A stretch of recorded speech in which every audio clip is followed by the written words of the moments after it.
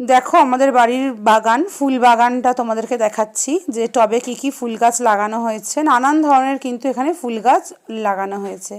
তো দেখো চন্দ্রমল্লিকা থেকে, গাঁদা থেকে, মোরগঝুঁটি, তো তোমার অনেক রকমের চেরি ফুল গাছ, নয়নতারা, পিউনিয়া, গোলাপ, প্রচুর ফুল গাছ কিন্তু আমাদের বাড়ির বাগানে লাগানো হয়েছে।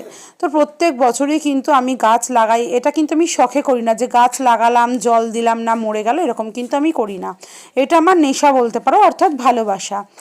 দেখবে পশু পাখি বা গাছপালা তুমি যদি এক গুণ ভালোবাসা দাও না, তারা শত গুণ ফিরিয়ে দেয়। কীভাবে বলো তো? এই যে দেখো গাছ ভর্তি গোলাপ ফুল, বাগান ভর্তি সবজি, এগুলো কিন্তু 10 গুণ ভালোবাসা ফিরিয়ে দেয় তারা।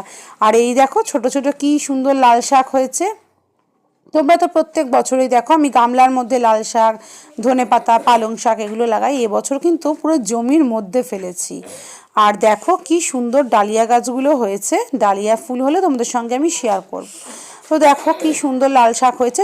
চলো এবার তোমাদেরকে একটু দেখিয়ে দিই পালং শাক গাছ। তারপর তোমাদেরকে নিয়ে যাব বাড়ির বড় বাগানে, মানে বড় মাঠে। তো দেখো কি সুন্দর পালং শাকও কিন্তু উঠে গেছে।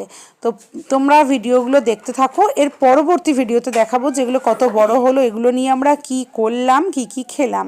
তো চলো এবার দেখাই যে মাঠে কি কি গাছ লাগিয়েছি। তোমরা তো দেখেছো এর আগে যে বিশাল বড় একটা বাড়িতে মাঠ আছে।